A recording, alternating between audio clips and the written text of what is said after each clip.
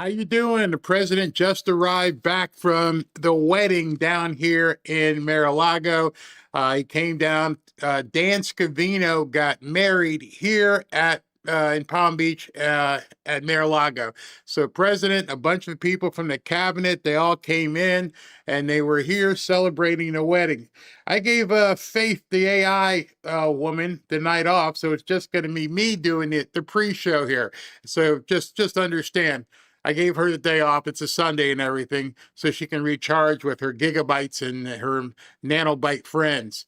Hope you guys are having a great day, man. It's Sunday, so it's a little wacky. And I've got some stories to show you. Some stories that are probably going to make you laugh, might scare you in terms of what's going on. But I found this piece as we go here in the pre-show. Just to show you how nuts these people are. Deportation! Up with liberation! Down with deportation! From Palestine to Mexico! The border walls have got to go! Down with deportation! I posted that on X earlier, and I said to everyone who saw it, just imagine if these people put that much initiative, that much effort into doing something that's going to actually change their lives. Nope, they don't want to do that. They want to go out there and look like theater kids screaming in the street, and it doesn't matter. Not a single moment of what they're doing is going to make their lives better. I almost wonder if the production in America, people who actually do things, said, you know what, screw it. We're all leaving. Here, have the dirt. They starve. See, one of the funny things about these communists and socialists, they can only exist if they take from you. They can't succeed unless they take from the people who are producing, which is basically the foundation of everything that the socialists and communists want. That collectivism, Mondami, I'll talk about him tomorrow. The collectivism that they keep talking about, what it means is collect. That's the operative word, collect. They need to take your money in order for them to do their silly shit. Walking around in the street saying free, free Palestine and river to the sea and everything, none of it matters. The only thing that matters to these people is whether or not they're allowed to take your money. And this isn't a financial show. It's just let's call it what it is. These poachers, these leechers, there is nothing that they can do. There's nothing that they can produce beyond chaos. And unfortunately, for some, they might be making some money, but for the, greater good, they're not making any money. They are in a futile death spiral, and too many of them don't know it. Too many of them think if they can take what you have, if they can just somehow get their hands on what you have, their lives will be better. And what they don't realize, because they don't know history, is they'll still be eating gruel. There has been no way ever in history of socialism and communism helping the so-called greater good. Their ignorance is what propels them. Their naivete is what the puppet masters feed on. And they won't listen to us. Forget about it. They don't listen to anybody but the puppet masters who are telling them, get out in the street. And then they bring the other idiots around them so that they can run through a street. I mean, when you look at some of these people, they're actually just like laughing, except for this one girl who they had to focus on. She's pissed off. She's all kinds of pissed off. And I'm like, wait, you probably walked a couple miles. You got yourself in shape. You can scream. What else can you do? What can you do that fundamentally will help you become a better person in society? Most of them don't look like they've even taken showers. This cannot work. We cannot let it work. But the big thing is, these people seem to be ready to die for what they're doing, unfortunately. That's how crazy they are. And the excuse me, the governor and the mayor of Minneapolis have completely waved the white flag. Forget what they say on television. Forget what they say on Twitter. Watch what's really happening in that city. In that city, people, I'm going to show you, people are having to go through toll booths. They have set up their own toll booths to make sure you're not ICE. They're going to run your license plate and do everything. Oh, you think I'm kidding? Check this out. Just in, anti-rioters in Minneapolis are now detaining vehicles with out-of-state license plates while they run the plate through their database. This is false imprisonment. So look, they've set up a toll booth of sorts. Stop. Papers. Wait a minute, I thought you guys weren't about taking papers. Yeah, you have. You want papers. And I'll let you, there's music on this video, so I can't put it on YouTube. But there they are. They're lined up, waiting to check people's papers to make sure, hey, yeah, I'm good, you're good, you can go ahead. And they have a toll booth in the middle of a city in the United States. These people have been allowed to set up a toll booth. Not a cop around.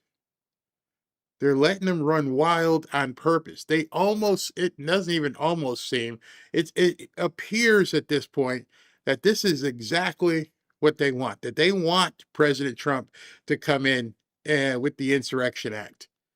I mean, is there any further evidence of rebellion that somebody needs, that they've set up checkpoints? That innocent people who may just be driving down the street, they may have the wrong papers and they can't even drive down a city street. That's not America. That is anything but America. And as you can see, they're allowing it to happen. Nobody is driven over there with a police car and said, you can't do this. You can't stop people from driving down a city street. You can't check. You don't have any authority to check people's license plates. But that's what they're doing. And it's going to take the military, National Guard, somebody to go in and stop it. The Minneapolis police have quit. Completely quit. There's no way this happens if there's an actual police force. So as I showed you, President Trump just got back on the ground in Washington, D.C. And tonight shows about what happened today in the news and then what's coming up for the rest of this week. It's going to be a busy week in addition to what these nuts are doing, because that's not going to stop. Before we get into the show, let me tell you about today's sponsor. Folks, it's insane. It's this new research about microplastics. The same junk from plastic bottles and packaging lodges in your arteries, and now they have proof that that's exactly what happens. And get this, those with microplastics were 4.5 times more likely to have a heart attack or stroke. They're in your food, they're in your water, even in your phone that you hold up to your ear and your steering wheel. And while RFK Jr. says he's cracking down the $1.1 billion plastic industry, they're not going to go quietly. You can start with a few simple things on your own. A natural drink that lowers blood pressure by 12 points, an ancient stress-lowering trick, and a Chinese dragon tea that helps even the unhealthiest among us. And I can't share all the details here for sake of time, but there's a free video that explains it all. Just scan the QR code or go to myprimallife.com/BarryBP and see how thousands of folks are ditching meds and getting their blood pressure under control naturally. Don't wait. Your heart and your freedom will thank you. Just go to myprimallife.com/BarryBP. Let's get on with the show. One man is being victimized by our own government. One man whom they fear, yet whom millions love. One man who is willing to take the poison arrows of lawfare. One man whose voice has been taken away by a corrupt judge operating in a corrupt system. One man who has been ridiculed and insulted. One man who refused to back down. One man who refused to back down. One man who refused to back down. One man who stands between us and them. One man that wants to see America protected again. One man who wants to see America prosper again. One man who understands that a man is a man and a woman is a woman. One man who understands and protects the blessing of life. One man who wants to restore American exceptionalism. One man who once again wants to make America that shining city on a hill for all to see. A place where all the people of the world glowingly set their eyes upon. America. One man who unashamedly wants to make America great again. That one man is Donald Trump.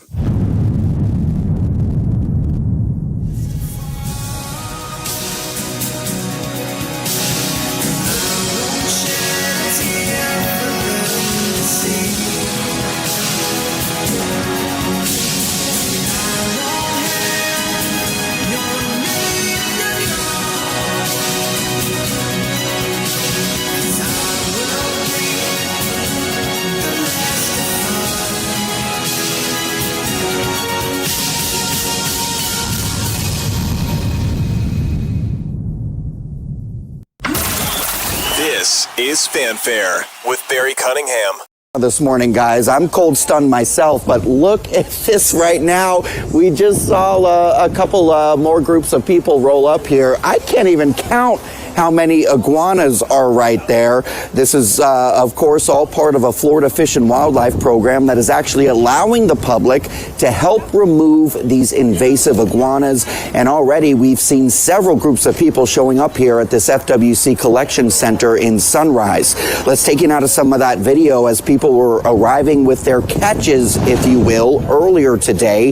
Due to this cold snap, the Florida Fish and Wildlife Conservation Commission says people can now collect live cold-stunned iguanas from their properties or with landowner permission and bring them directly to 5 designated FWC offices throughout the southern part of the state. The closest one... There's some of you guys looking right now and go, what? What in the hell is that?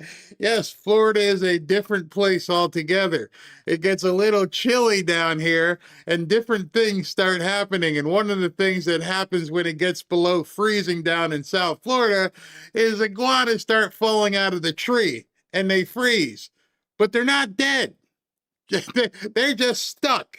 They get into like some sort of catatonic state, and you just find it when you're walking along and then they're laying underneath a tree or something, all frozen up. And so Ron DeSantis, I told you today it was going to be a different kind of show, and Ron DeSantis made it so that when and if it ever happens where the temperature goes below freezing, if you scoop these things up, you can get rid of them. And sometimes, well, I'm just going to let you hear what they do with them. Here in South Florida, being this one here in Sunrise. This is all part of that executive order that was signed by Governor DeSantis this past Friday. That order temporarily lifting permit requirements during this cold weather event. Officials stress, however, there are some strict rules for these iguana collections. Only cold-stunned iguanas can be gathered. They must be placed in a secure cloth bag and then inside a locked container. And after you start transporting them, they say those bags must stay sealed until they're handed over to FWC staff. We did speak to some of these people showing up here in Sunrise earlier today about their finds and their thoughts on these cold-stunned falling iguanas. You saw them this morning. What did you guys think? Were you kind of like, oh my God, it's true? I don't know. Yeah, we were kind of surprised. Got out there, found them. Like, we've seen them in the summer, and they are fast. And then you see them right now, and they just don't move. They're just... They are real fast. Lily and Midas can't even catch them. They are so fast. They just take off. And it's so weird to see them because I've shown you pictures where they're hanging up like in our balcony area outside, just stuck to the concrete. Now that was when it was 40, 45. Now it's gotten down to, I mean, it had a feels like temperature last night, about 19. And so they started falling out of the trees all over South Florida, and people are scooping them up. And I know you're not listening, haven't probably heard this news anywhere else. Everybody else is worried about digging their cars out, the snow, the sleet, the ice, making sure everybody understands. Down here, we're dodging falling iguanas. Falling iguanas. So slow. Yeah, a lot of families, a lot of people with kids showing up here to deliver these iguanas to FWC. I mean, you're looking at a whole, what is that, a container or a whole bucket full of iguanas right now. Again, this is all part of that executive order, and as part of that, FWC staff says they'll now be accepting iguanas here at this location in Sunrise until 4 o'clock. Or I should say until noon today. They will then begin that collection again tomorrow from 8 in the morning until 4 o'clock in the afternoon. And if you're wondering, guys, what will happen to these cold-stunned green guys that are brought here to FWC today, well, we're told that they will either be humanely euthanized or they'll be transferred to licensed permit holders for legal sale out. Okay, so the first part you understand. Yeah, we're going to euthanize them. The second part is where some of you guys go, what? What did he just say? For legal sale? I told you, if you got a stick and a fishing pole and some other things, you're going to eat in Florida. Notice you never heard anybody going, they're eating the iguanas. That's because they've been eating the iguanas for quite some time. And I have to correct him because he said the greenies. The greenies, those are the small ones. The greenies are the ones that just run around. They haven't really matured yet. It's them orange dinosaur ones that really freak you out. You guys ever seen the orange ones? Oh, you're about to see one. Outside the state, but nevertheless, very busy here at this FWC Center in Sunrise this morning as so many people are coming out with some of those cold-stunned iguanas. So yes, this is Jessica. She is the iguana expert. She's picked up, she said, hundreds of pounds of iguanas this morning. This is crazy. I've honestly never seen anything like it. Jessica, tell us what is happening. Why are these iguanas frozen? Right, of course, iguanas are cold-blooded animals, so as soon as it gets to freezing, we end up having a... Look at the size of that thing. I know there's some of you guys going, oh, hell no. I showed it to my sisters. They're like, what? Those things just are up in the trees? I'm like, they're everywhere. They are everywhere. They live here. We just rent space. And when you get to the orange ones like that, they're monsters. They are little dinosaurs. Absolute little dinosaurs. And right now, those two dinosaurs that they're holding are frozen, or rather paralyzed, catatonic right now. Iguanas fall out the trees here in South Florida. Okay, and like I said, you've picked up hundreds of pounds worth just this morning. You told me you started at 4. What do you do with them after you pick up all of these all around the city? Well, of course, we contact our Trinidadian friends and all the people that like to eat iguanas. Okay. So a lot of different cultures eat iguanas, and they eat the eggs, and they eat the legs, and they eat the tail. So this is easy snacks falling out the trees this morning. Okay, and I know that you did tell me that before, and I was surprised because I said, is that inhumane? But tell us about the reasons why that... Now understand, they're not dead. Everybody thinks possums play dead. They're frozen, sort of. Their interior system, their blood systems just turn into, like, I don't know, they're cold-blooded and they just freeze up.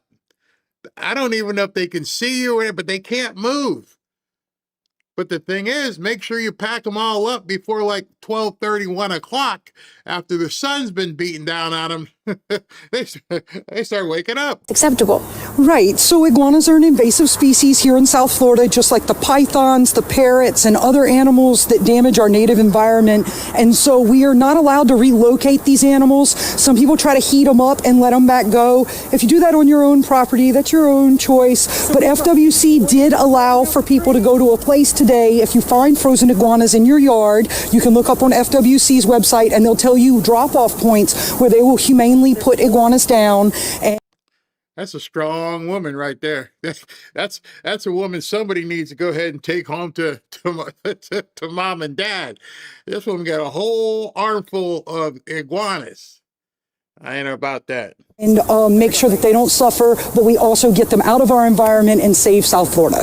Okay, and you've already found several in this park, but you told me after this spot you're headed to the beach. Why are there a lot on the beach, do you think? Yes, so the last time it froze like this, I found the majority of my frozen iguanas out by the beach. I think that air coming off of the cold water is even colder for them, and the wind is stronger over there, so it knocks them out the trees, and we're expecting to find many more iguanas this morning out there, probably until about 11 a.m. when it starts to get warm enough for them to wake up and climb back up the trees.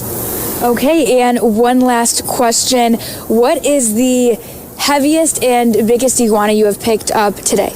Today, this is probably the biggest boy we've gotten. He probably weighs around 10 pounds. And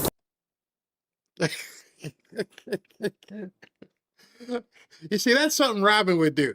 Robin's got that, like, Smoky Mountain air to her. She's like, let me pick that thing up. Like, okay, let's do this. I want no part of no iguana. I don't want no big ass red, green iguana anywhere near me. Dead, live, anywhere else.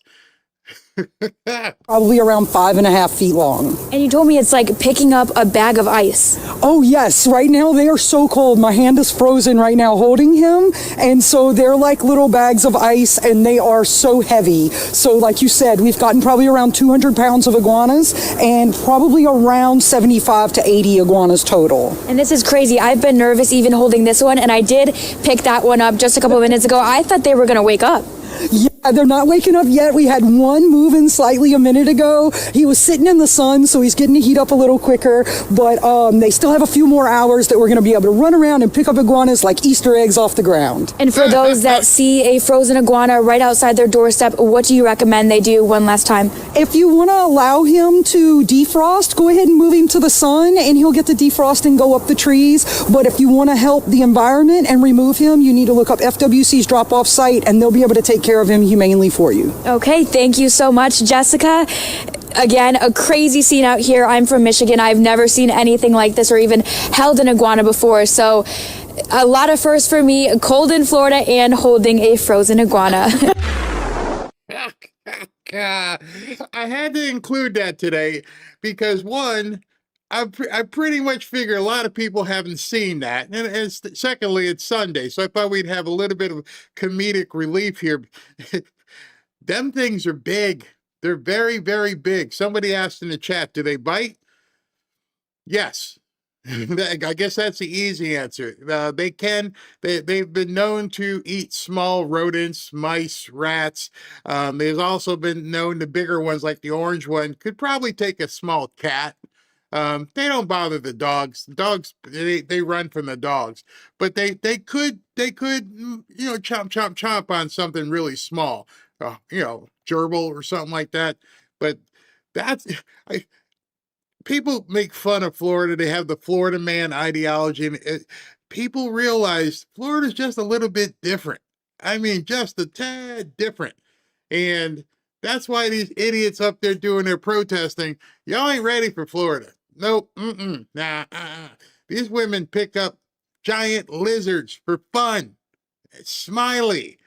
What do you think they'll do to you idiots? Oh, whatever. Let's get back to the news. President Trump last night in a tuxedo was on Air Force One on his way down here for the wedding. He had been at a dinner, and he took some questions from the media on Air Force One. Hello, everybody. How you doing, Mr. President? I'm very good. We had a good time at the alfalfa dinner. We did well. I hope we did well, but it was very good. Tremendous people. So what's up? Sir, could you give us an update on where your thinking is right now with Iran, if you have made a final decision on what you want to do? I mean, I certainly can't tell you that, but we do have very big, powerful ships heading in that direction, as you know. I can't tell you, but I hope they negotiate something that's acceptable. Saudi Arabia's defense minister reportedly said that. So in case you couldn't hear the question, I'll stop and repeat the question. The reporter said, what are you getting ready to do about Iran? And of course, President Trump was like, I can't tell you. They ask the stupidest questions, as we know. Do they really think he's going to answer and say, well, I'm about to bomb him tomorrow morning? How's that? You ready? Yeah. No, I can't tell you. You'll know when you know. The U.S. backs off the strike that will only involve Iran. What's your reaction to that, sir? Some people think that. Some people don't. You could make a negotiated deal that would be satisfactory with no nuclear weapons. They should do that, but I don't know that they will. But they are talking to us. Seriously talking to us. What about it? I did. Well, I met with Jeb Bush.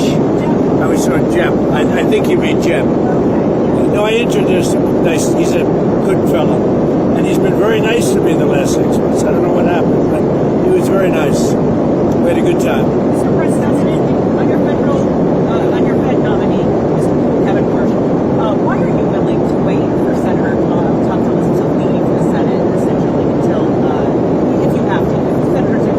For Tillis? I didn't say I wouldn't wait, but I mean, he's leaving the Senate for a reason, because what he asked for didn't get done.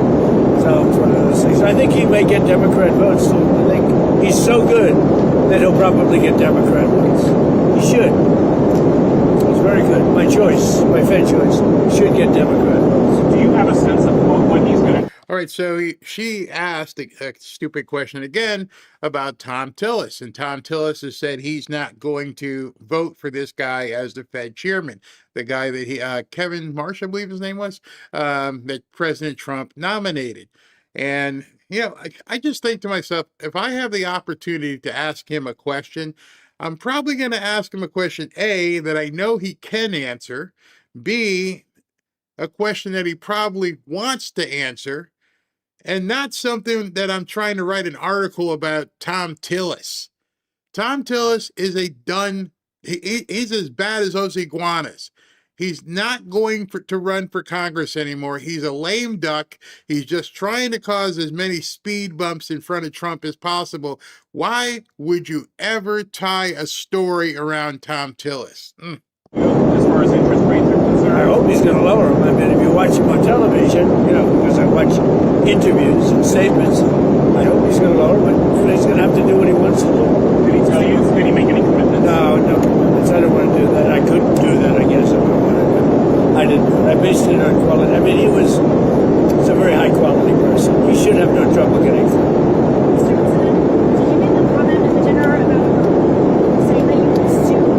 About what? About suing Porsche because that will lower interest Yes, rates? it's a roast. It's a roast. It's a comedy dinner. So this alfalfa dinner that President Trump went to, you just heard is a roast. The reporter didn't get it. Well, you made a comment. It's a roast, moron.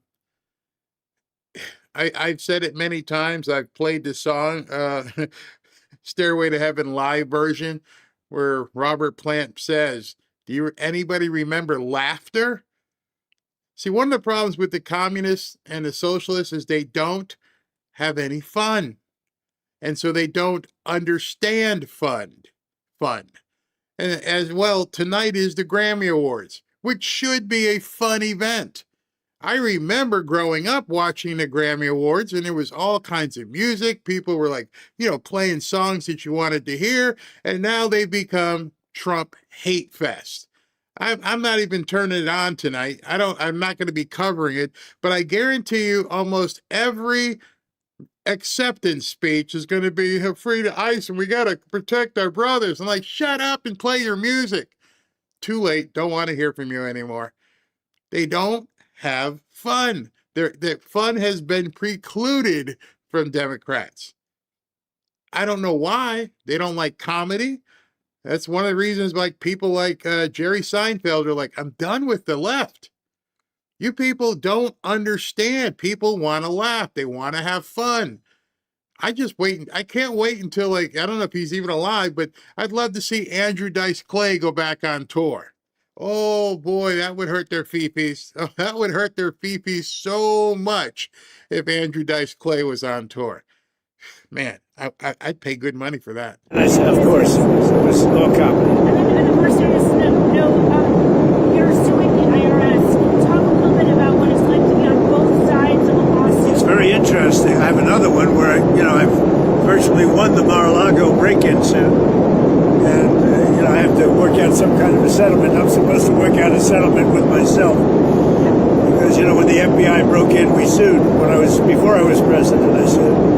And obviously, it was a very good suit, and I have that one, and I have to work out a settlement. Have you instructed Pam Bondi on how to handle that at all? Well, I think what we'll do is do something for charity. We're thinking about doing something for charity, where I'll give money to charity. We could make it a substantial amount. Nobody would care because it's going to go to numerous, very good charities. Sir, you're going to have the truth today about Minneapolis and how you might not see federal authorities intervene. You asked What? Secretary Note not to send in DHS in Democratic states. Yeah, no, I let them ask us if they want help. They're always complaining. If you go in, they complain. They complain no matter what. We brought crime to the lowest point in the history of our country. 125 years, 1900. Think of it. Year. Think of that. 1900. Can you imagine? We have the lowest crime in the history of our country, despite the fact that our country was riddled with a lot of bad people from the Biden open border. But we've taken a lot of them out. We're at the lowest point in history. We have the least number of murders in the recorded history of our country. That's incredible. What we want, honestly, the crime-ridden cities are all Democrat-run cities. And if they want help, they have to ask for it. Because if we go in, all they do is complain. But if they want help, they can ask for it. And they're going to need help. Los Angeles is an example. We went in, we solved it. The chief law enforcement officer in Los Angeles said they couldn't have done it without the federal government. A week later, he said they didn't need the federal government. So we don't want that. If they want help, they'll ask, but they have to say please. He reiterated it. They got to say please. Oh my gosh. Gavin Newsom, Karen Bass, Tim Walz, Jacob Fry, Michelle Wu, they all just recoiled. Ask me nicely, as Jack Nicholson said. And I think what President Trump is doing, he is telling the good people of Minnesota, the good people in California and Massachusetts, the people who aren't nuts, you better start talking. All we hear about is the nuts. All we see in the street are the complete commies. You need to put pressure on your politicians, your governor, your mayor. You need to get out there, and then you have to tell them, make sure they say please, which they never will. They are never going to say, please, Mr. President, can you come in and help us? They're never going to say, can you come in and help us, number one. Number two, they are never going to say, please. So he has put them in an unwinnable position. Your cities, your blue crap areas are just going to degenerate from now through the summer. Why would he do that?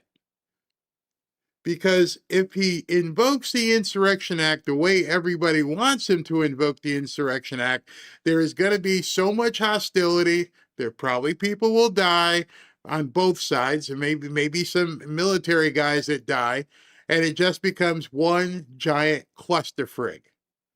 But on the other hand, if y'all see your towns burning, then you need to put pressure on your mayors and governors. You have a lifeline. You have a way to get out of this. You have a way to be able to drive through your streets without having to show ID. You have a way to be able to go shopping without worried about people following you out to your car. Help is one call away. If you say please.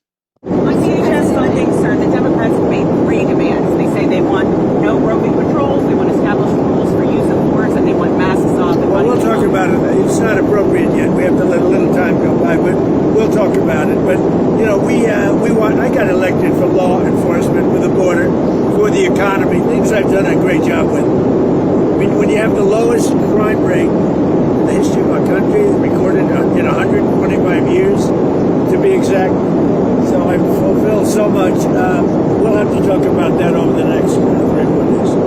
Mr. President, what did you think of the latest release of Epstein files, and do you think your critics will be satisfied with? Well, they should be, because it looked like this guy Wolf, who's a writer, was conspiring with Epstein to do harm to me.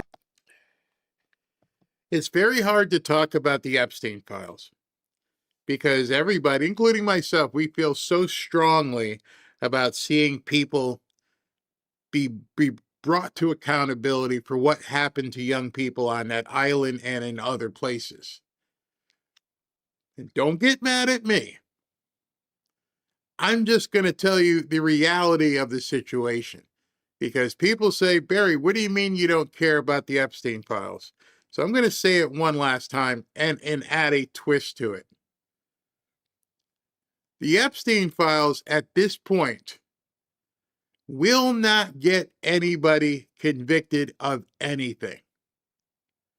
There is no way you can take an email out of context, post it, whether it be about Trump or anybody else.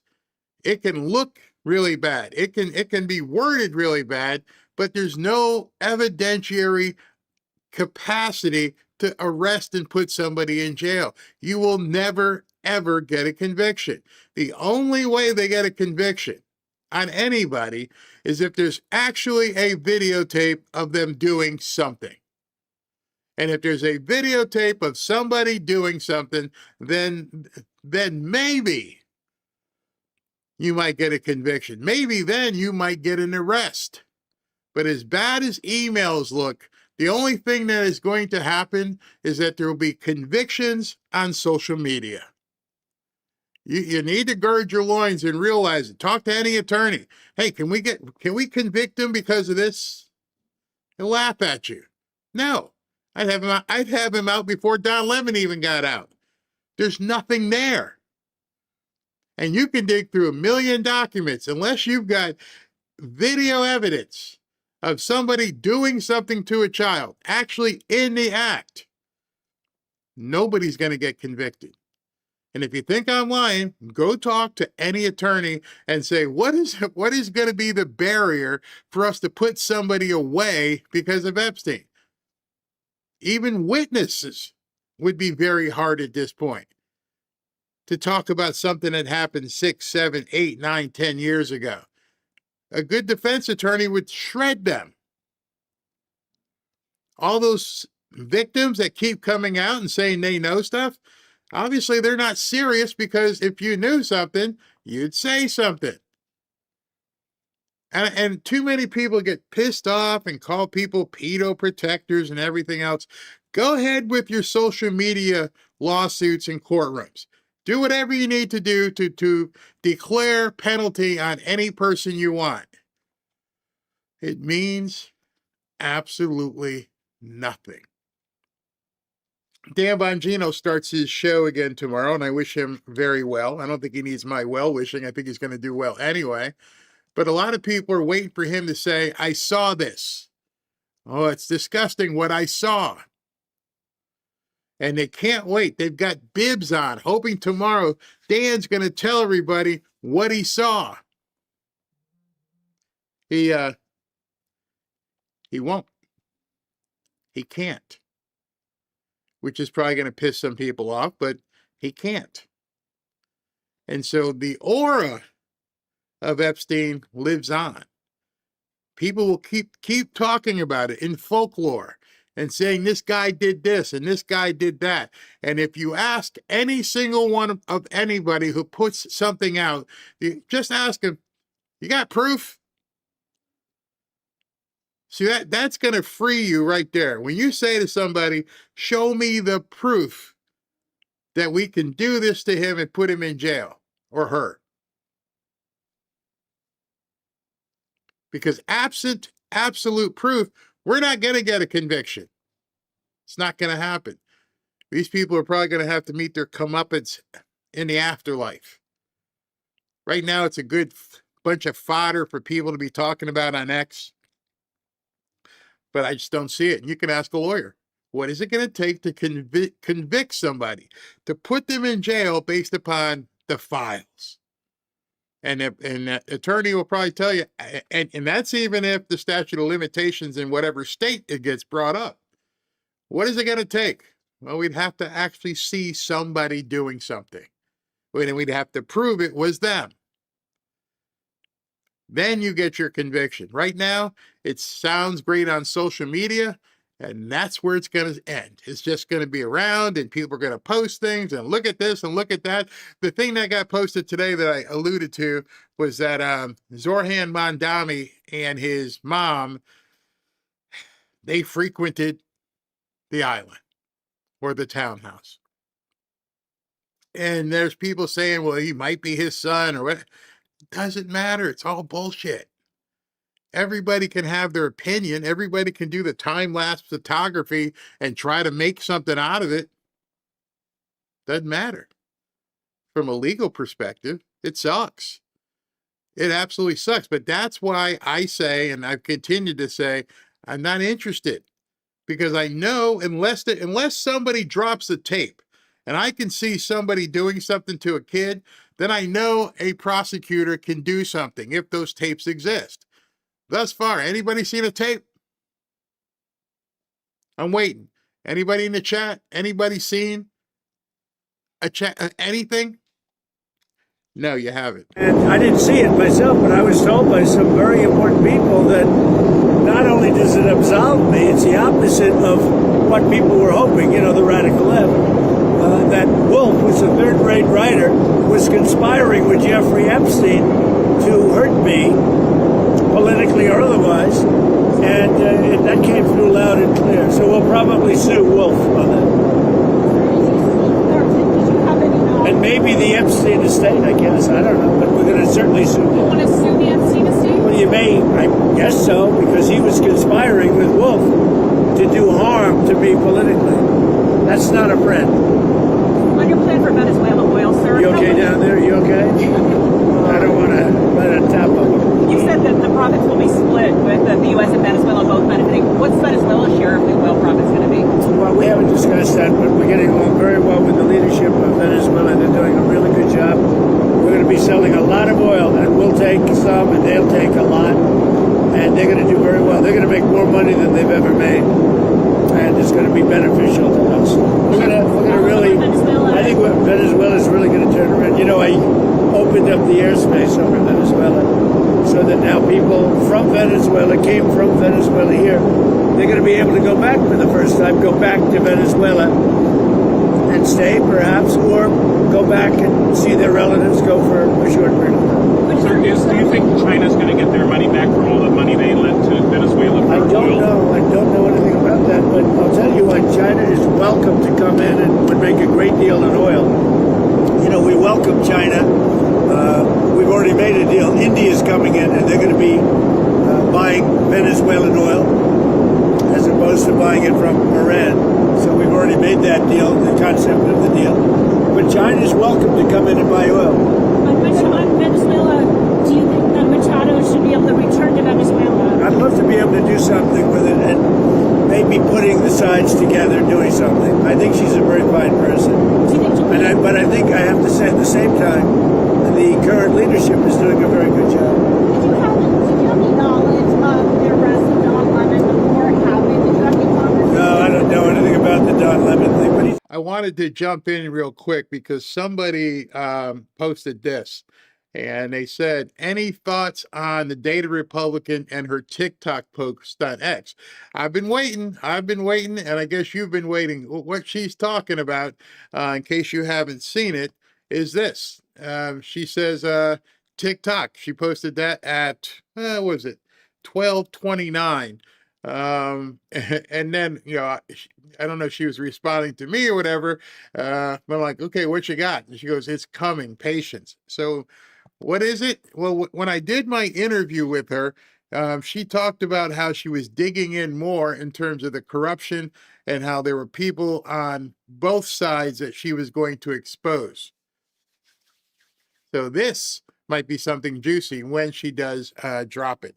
Back to President Trump. The sleazebag, everyone's known that. It's a washout. Probably, from his standpoint, the best thing that could happen to him, he's getting, he had no viewers, he was a failure, he was a failed host, and now he's in the news. I didn't know anything about it. So what's your response to Claudia Sheinbaum's warning that the embargo or the restriction on Cuban oil to Cuba, could cause a humanitarian crisis there? Well, it doesn't have to be humanitarian crisis. I think they probably would come to us and want to make a deal. So Cuba would be free again. They'll come to us, they'll make a deal, but Cuba really has got a problem. They have a problem. I know so many people from Cuba, but we have a lot of people in the United States right now that would love to go back to Cuba, and we'd like to work that out. What do you want to see from Cuba? I mean, what do you need to see to make that kind of deal? I think we're going to work a deal with Cuba. I think, we'll be kind. We have a situation that's very bad for Cuba. They have no money, they have no oil. So I've been talking to some of my Cuban South Florida people, and they say it's inevitable. It has to happen. They can't feed their people. They can't clothe them. There is no economy. With Maduro and Venezuela having dried up, they can't get anything.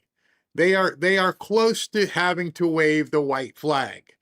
I asked how long, like maybe a couple months, but the last thing you want to be in a position you want to be is staring down the barrel of a gun, because that just makes it even stronger for President Trump to do something. If I know I need to beat you, and I know you can't eat, I know you can't do certain things anymore, your cars are running out of gas, they're just stopping on the street, the hotels, all your business is just falling apart, and it's just literally watching the gas gauge go down to E. So he's completely got this entire country of Cuba by the you-know-whats. And so it's just a matter of when do they wave the white flag and what do they ask for? Venezuela, they live off Venezuelan money and oil, and none of that's coming now. And then the president of Mexico, President Sheinbaum, was very good. I said, look, we don't want you sending oil there. And she's not sending oil. Under plans for Washington, D.C., sir, the Washington Post reported that you're considering an arch that's 250 feet high. Can you talk a little bit about that and address critics who say that might be a little bit too large for the space? We're considering an arc. It's like the Arc de Triomphe in Paris. So if you've never been to Paris, and I guess there's one also not as big in New York around the park, but here's what the rendering she's talking about is looking like. I mean, it's absolutely massive. There it is. The Harrison Design Company, I guess, put it together. President Trump posted this on True Social, and look at that magnificent arch he's talking about putting there. I'm not sure what road this is going to be on. I'm looking in the background. The White House is way back there. I think that's the White House. And so this is the road, might be in front of the mall. I'm not sure, but he's looking at building a giant arc right at that, creating a circle and having that right there. Monstrous. I don't know if this is to scale or not, but if it was, you could see how small the people are in reference to this thing. It's huge. And so that reporter just asked him, are you going to build a 250-foot arc right there in the center of DC? And pretty much He's going to do it. It's just a matter of how high he wants to make it happen, but that's going to be absolutely beautiful. For 200 years, they wanted to build an ark. There are 57 cities throughout the world that have them. We're the only major city, Washington, D.C., that doesn't. The circle prior to the bridge, the Arlington Bridge, has been waiting for hundreds of years to have this done. In fact, there are 4 Eagles that got built. But it was interrupted by a thing called the Civil War. And so it never got built. Then they almost built something in 1902, but it never happened. So we have an unbelievable ark that I think will be the most beautiful in the world being built there. It's going to be built there. It's 250 feet. I don't know what the height is. It's just appropriate for the site. We're setting up a committee, and the committee's going to be going over it, but it'll be substantial. I'd like it to be the biggest one of all. We're the biggest, most powerful nation. I'd like it to be the biggest one. And to all the charity. It's a very exciting job, actually. They've been waiting for many years, just like the ballroom. For 150 years, they've wanted a ballroom. Now we're going to put up the most beautiful ballroom anywhere in the world, as far as I'm concerned. And I could have built a much bigger one. I didn't want to do that. I wanted to be in keeping with. I didn't want it to be taller than the White House, etc. So I wanted it to be in keeping, but it's a really beautiful building done by some of the best architects in the world, the ballroom. Likewise, the Ark, I think it's going to be great. We're just setting up a committee now for the Ark. Could the money from the lawsuit that you may settle with yourself go towards paying for that Ark or for the Well, we hadn't thought of it, but we're going to probably, it's sort of a strange position because I have a lawsuit like the break-in of Mar-a-Lago, and I pay myself. That somehow will never look good. So what I had, and other people, a lot of outside people said, what a great idea. Because nobody cares how much if it goes to good charities. So you settle by giving charities a lot of money. And I think we're going to do something like that. We're looking to do something like that. I'm glad he said that. We had a question that came, or not a question, but a comment that came in from Sula. Sula says, why waste the money? Sorry, not for that at all. With our veterans still going without better use of money. It's not going to cost anything. I don't think people have caught on enough that when President Trump is doing things, he's not taking it from taxpayers. The ballroom, donations. He's talking about the Ark being paid for from the proceeds of a lawsuit. So that it's not coming from your tax dollars. And I mean, some people will say, well, if he sues the government and he wins, then it comes from our tax dollars. But in that regard, it's not going in his pocket. And he definitely has every right from what he's been put through to sue the government. So unless you want to say he can't sue the government, which is maybe what you're alluding to, but if you believe that what he's gone through would allow him to sue the government, but now that he's president, he gets to settle the case, which is something Jake Tapper was freaking out about today. Hey, he was wronged. He sues the government. Now he is the government. But in any event, it's not like, the veterans or whatever are being slighted. The money's coming from a different place. charity be to pay for the ballroom and for the arch? No, I don't think either of those. I'm talking about American Cancer Society. A lot of I think they should be probably established charities. On a answer, you had. I would say established and respected charities. On a answer, you had threatened those secondary tariffs on countries doing business with Iran. We haven't seen those yet. What are you holding off on? Well, we're going to see. Look, we have a lot of things happening right now with Iran. We have a tremendous fleet going in that direction, and they're talking to us. So a lot of things could happen. And the Canada tariffs, sir, that you talked about, are those coming? Well, that was on the airplanes. You're talking about the China deal that they did.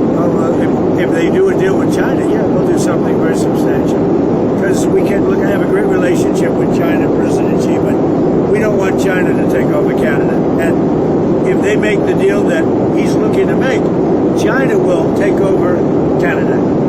And the first thing they're going to do, end ice hockey. So speaking of China, sir, there was a military purge in that country a week ago. What do you make of that? Well, as far as you're talking about about China? Yeah, As far as I'm concerned, there's one boss in China. That's President Xi. That's the person I'm dealing with. Are there any concerns about stability or No, I think President Xi is the boss. I watch it very closely, and he's highly respected in China. He's the boss. Let's go back to Cuba for 1 second. Who exactly are you negotiating with on the island? Who's the government representative there you're speaking with? Where? In Cuba. Who are you speaking with? We're starting to talk to Cuba. Yeah, we're starting. Can you tell us who it Look, is? they need help on a humanitarian basis, and we're starting to talk to Cuba. Don't forget, a lot of people that live in our country are treated very badly by Cuba, and we want them to be. They all voted for me, and we want them to be treated well. We'd like to be able to have them go back to home to their country, which they haven't seen their family, their country for many, many decades. So we'll work that. I'll be able to work that out. Yes. Do you have any update on what's happening with Greenland negotiations? Have you been in contact with Presidents Macron, Starmer, some of those European leaders? Are you talking about on Greenland? Yes. On Greenland? Yeah. We have started a negotiation, and I think it's pretty well agreed to. I mean, they want us to do it. I think it's going to be a good deal for everybody. A very important deal. Actually, from a national security point of view, very, very important deal. I think we're going to make a deal there. Mr. President, back to your post on ICE protests, what did you mean when you said people will suffer an equal or greater consequence? If they do anything bad to our people, they will have to suffer. I'm sorry. I don't think the press thinks he's really going to say what he says, because yesterday I showed you the post where he's like, if you hurt one of our guys, we're going to hurt you bad. And they just called him on. He's like, yeah, they're going to have to suffer. When is the last time you've heard a president have those kind of cojones to say, you mess around, you are going to suffer? If they start spitting in people's faces, punching our people, punching our soldiers, our patriots, they will get taken care of in at least an equal way. They're not going to do that. Like, you see it, the way they treat our people. And I said, you're allowed, if somebody does that, you can do something back. You're not going to stand there and take it. If somebody spits in your face, that will not be a pleasant thing for the person that spits. We're not letting people spit in our soldiers' face as they stand at attention, and they're not allowed to do anything. If they throw bricks at a car, at one of our vehicles, and are very expensive vehicles, they're going to be met with very, very serious force. Sir, do you think it's... So if you were one of these nuts running around Minneapolis right now, you're going to try it? I want to know who the first idiot that's going to try it. Well, I'm not scared of Trump. I'm not scared of these ICE guys. Please, I hope there's a camera right there when that happens. Especially with what happened in Los Angeles the other night. Maybe Maximus can tell you guys about it, but how they just, slammed the door on that one guy. Los Angeles seems to be losing control on television, which may not be the whole story, but you get guys like Maximus who are on the ground. Having lots of cameras on these kinds of incidents between law enforcement and the people. I think it would help law enforcement, but I'd have to talk to them. I'm going to be talking to them tomorrow. Actually, I think it would help law enforcement. That works both ways. But I think overall, it's 80% in favor of law enforcement. Who are you talking to tomorrow on law enforcement? A lot of people. Well, I'm speaking to Christian, I'm speaking to Don Logan, a lot of people. We have it in good shape. And, Minnesota crime is way down because of what we've done. We've taken out thousands of criminals. What we want in Minnesota, we want them to open their jails and give us their criminals, and we're gone. That's all we want. And they're going to have to do it. How are you feeling about Secretary Noakes handling the matters in the last week? Well, she's did great. I mean, we have a close border. We've taken out thousands and thousands of killers and murderers and everything else, removed them from our country by the tens of thousands, and we have the crime rate that's the lowest in history. I didn't do the crime rate stats. It just came out yesterday that we have the lowest crime rate in the history of our country. So how's she doing? I think she's doing well, and she's a good person. She works hard. Tom Homan is a star. He's incredible. I mean, the guy's incredible. He's got an unbelievable, he's tough, and yet everybody likes him, both sides. So he's been great. But he said to me just tonight, he said, look, they've got to open up their prisons and give us their criminals and their murderers and their drug lords and, and we'll take care of them. And that's why crime is down in Minnesota, not because of anything they did, it's because of what we did. Same thing in Chicago. We have crime down in Chicago, and most people don't even know we're there, but we're there doing a good job. We have crime down all over the nation. Thank you very much, everybody. Thank you, sir. That's a very dangerous shot he's got. It's tight quarters. That's the worst. That's got to be the worst shot on the I don't know. That's all right. Have a good time. Thank you, sir. Thank you, sir. I've said quite a few times, when you look at him, he exudes confidence. There's nothing, I mean, I don't know, maybe he's trained because he's been on television for so long, but he knows how to look at a camera. He knows to make sure that there's no sign of any trepidation. Meanwhile, you see Jacob Fry and Tim Waltz and Gavin Newsom, and they always look freaked out, completely freaked out. And I think they're getting even more freaked out because what's been happening over the last couple of days. The Data Republican, she not reposted, but posted again to this, whatever it is she's dropping. She goes, I promise this is taking longer than we thought, but the problem with the fast-moving groups, which must be the Signal chat, is that sometimes shocking information comes in suddenly that needs dealing with. We're trying to do this right and for maximum impact. This is basically the scenario we ran into today. Okay, let's execute. Wait, they uploaded something. Oops, something. We go. Wait, we got to investigate. So it's a fluid thing that she's working on. I saw someone, this guy posted, he goes, being friends with a Data Republican has its benefits, and all I can say is you're going to be blown away by what is coming. This has to be done the right way, and that's exactly what she's doing. I promise it's coming, and I've had a sneak peek. So as another one of my friends likes to say, hold on to your butt cheeks, folks. So I don't know what she's working on, but it sounds like it could be very, very big. If it doesn't go up tonight, probably tomorrow, but she's definitely working on something that we're definitely going to want to check out. Let's continue here. Think of it, the country has the lowest crime it's had in 125 years in recorded history. The year 1900, that's a long time ago. So it's very good. No, I don't know anything about it. I didn't know. I mean, I know there's a race going there. And it's too bad. What can I say? I have nothing to do with it. Yeah. Sir, what do you want out of a Cuba deal? Well, Cuba's a failing nation. It has been for a long time. But now it doesn't have Venezuela to prop it up. This is today, earlier, just as he was going into Dan Scavino's wedding. So we're talking to the people from Cuba, the highest people in Cuba. We'll see what happens. I want the people that came here that were horribly treated by Cuba to be taken care of, to be able to go back and do what they have to do. You know, they have their family there. They haven't been able to see them in years, many, many years. So I think we're going to make a deal with Cuba.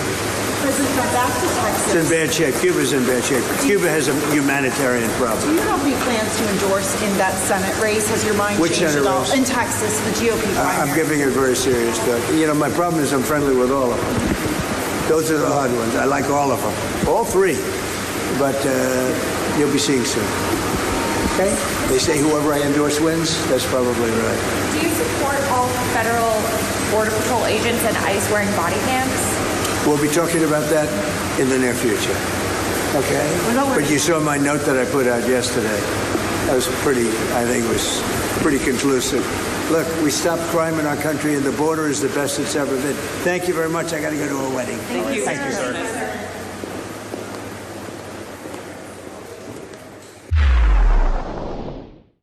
You ever see something in the store and think to yourself, I got to have that. That's exactly for me. That's the kind of product I could see myself in. Well, if you're a MAGA Trump supporter, this is something you are going to want to take a look at.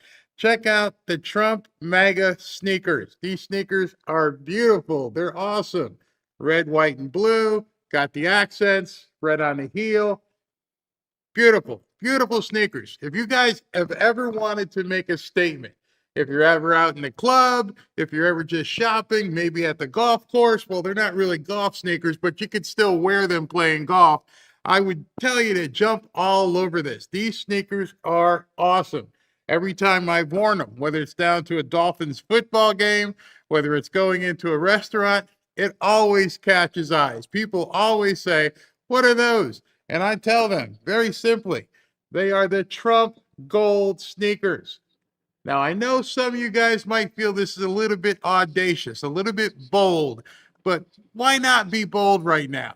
Trust me, these aren't just shoes. These are a fashion statement. They are conversation starters. The gold shine, the red, white, and blue accents. You're literally wearing your American pride on your feet. And let me tell you, nothing shuts down a woke lecture faster than walking in with these bad boys on your feet. But here's the thing, they don't just look good. They feel good. They're comfortable. They're durable. They're lightweight. These aren't the kind of sneakers you're going to leave in the box. They're not going to sit in the back of your closet. So toss your dusty, old, worn out shoes aside. You've been wearing holes in them. This shoe, people are going to take notice of. You're going to want to have these. The best part, the message that it sends, never surrender. Every time you put these on, it's a reminder that you stand for the flag, that you stand for the blue. Don't back down. You keep fighting for everything that you believe in. They also make a perfect gift. Everybody knows that's somebody who's a Trump supporter who's looking for something that they can wear with pride. They'll flip out when they unwrap these bad boys. So go ahead and get yourself a pair of these Trump gold never surrender sneakers.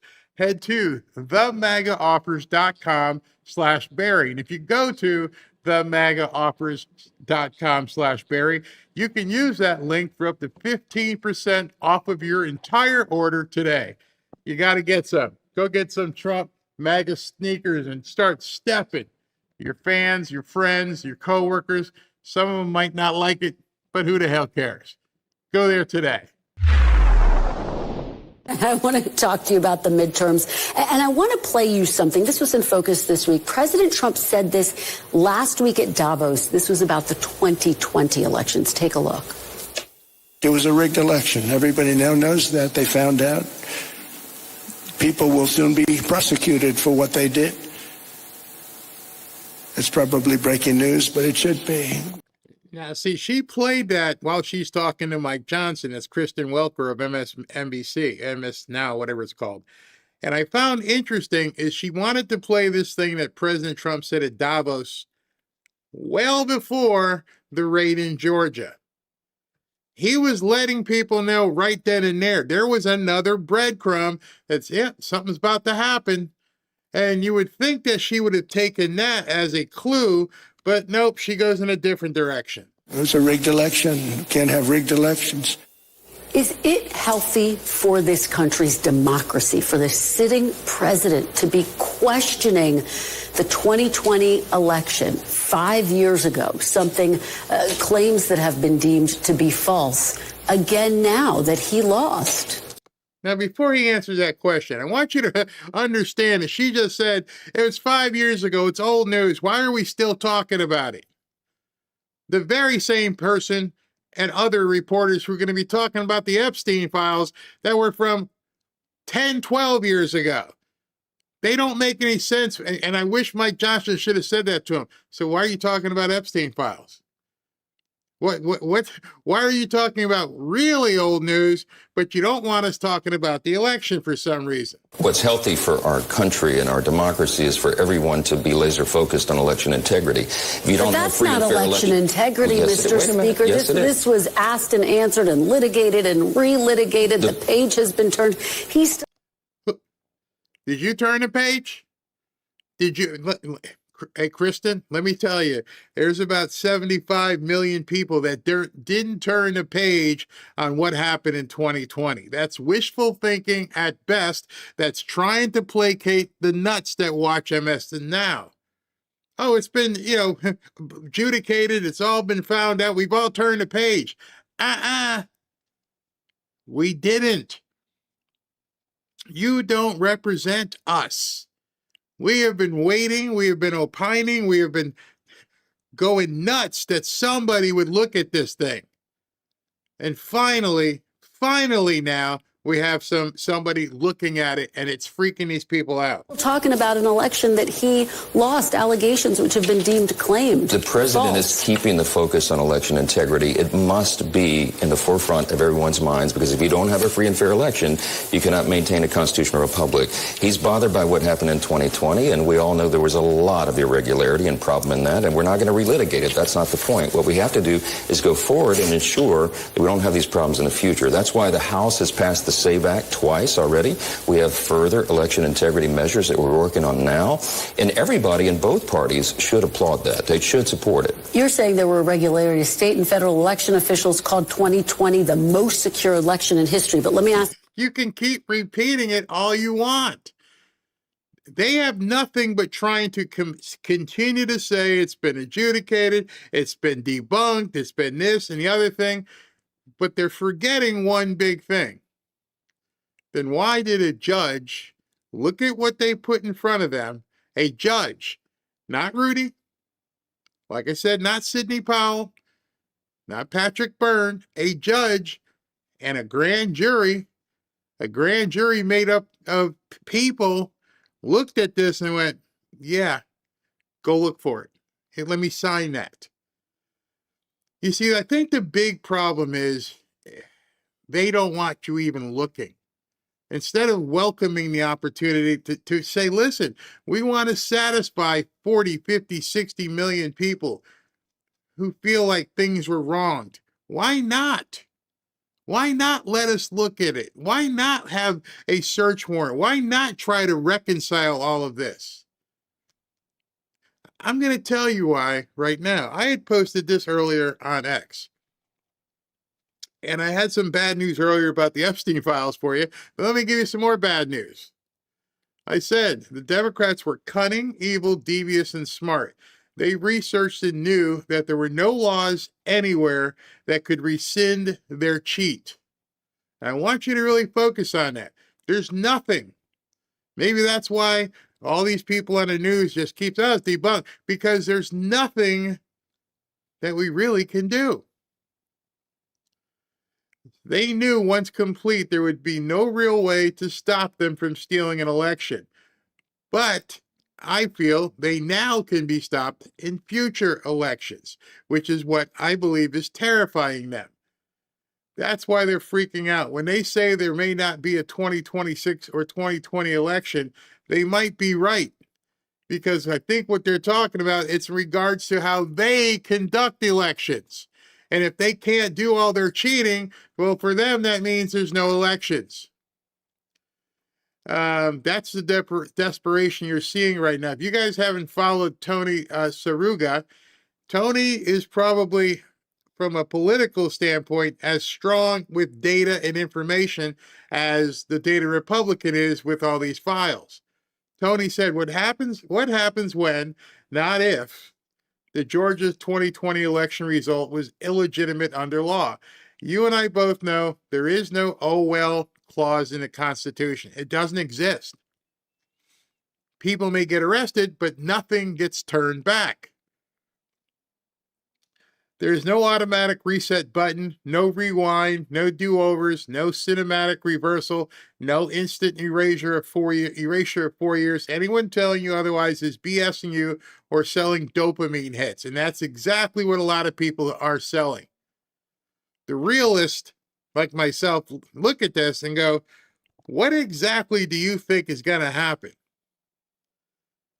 Even if a bunch of people get put in jail, which is likely, it doesn't go back in the time warp booth and change what has been done. The Democrats know that. There is nothing. There is no mechanism. There is no law that says, okay, everything that Biden did, let's go ahead and erase it.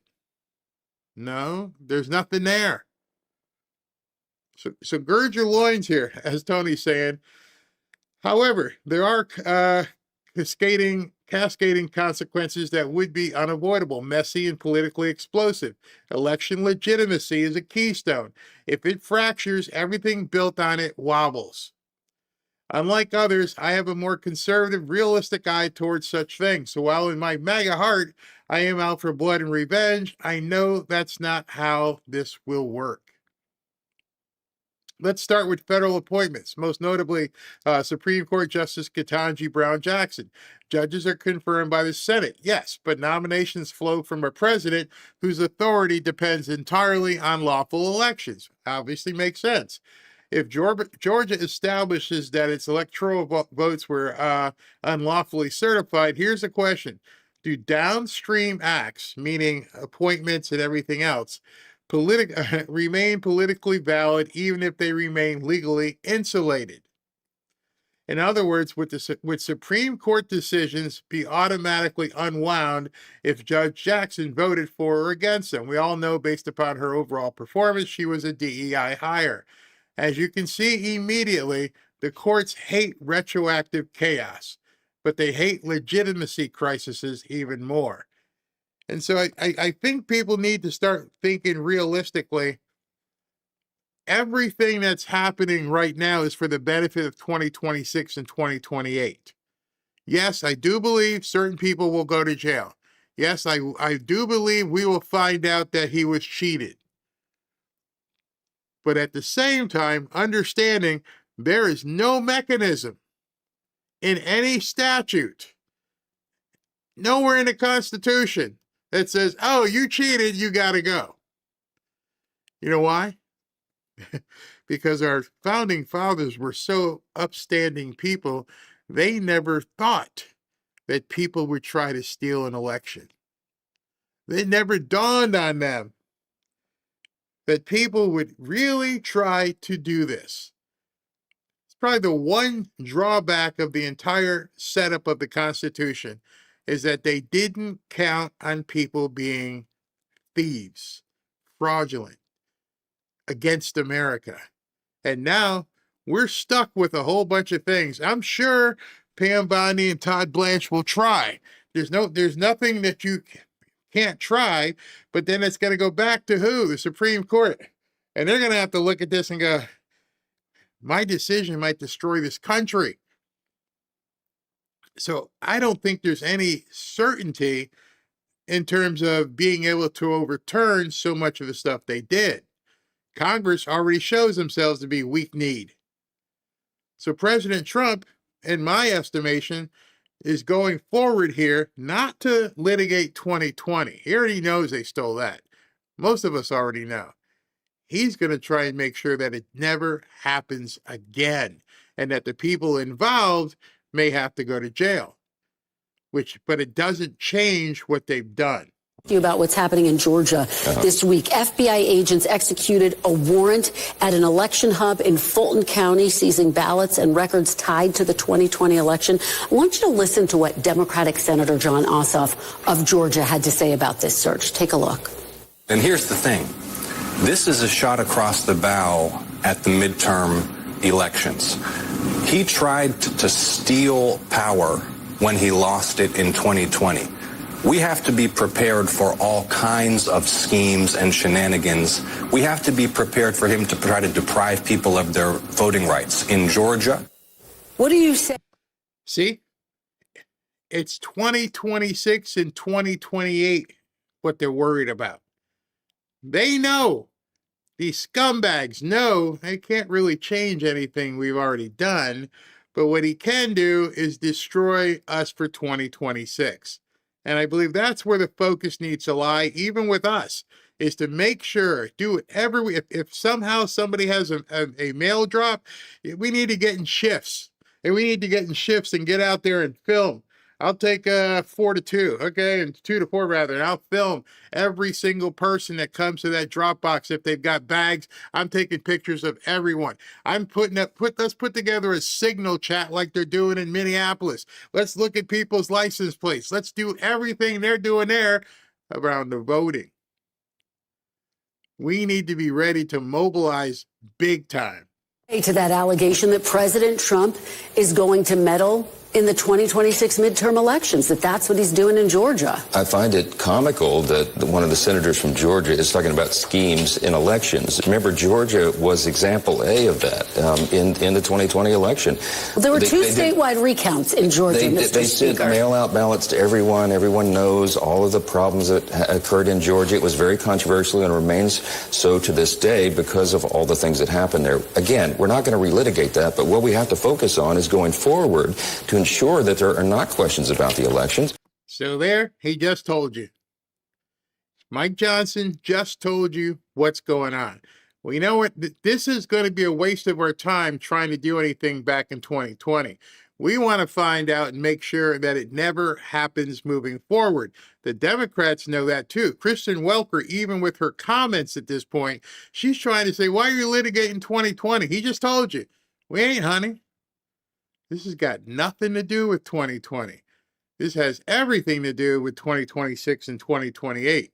And that's why Republicans are working at the federal and the state levels to clean those things up, to clean up voter rolls, to make sure illegals are not voting, for example. That's what the SAVE Act is about. And we have to continue that. And the president is keeping a proper focus on it. This investigation is to ensure that all the questions about the elections in Fulton County are investigated properly so that people have confidence in the system again. That's very important. But there are really no questions about election integrity from 2020 that have. She actually just said that. You heard her just say that, but there's no questions about 2020. I just can't with these people. Not been asked and answered. Even the That's Republican. the Republican. Nope. And she's telling the Speaker of the House, nope, we got all the answers. Well, then what you worried about then? If you know that everything was done correctly and there's no problem, why would you even worry? Hey, man, go help yourself. Check it out. Double check my homework. I don't care. This is where they are right now. See, I wanted you guys to see this tonight because I wanted you to have a completely different viewpoint, that this isn't about 2020 being relitigated. What's happening is about stopping it in 2026 and 2028.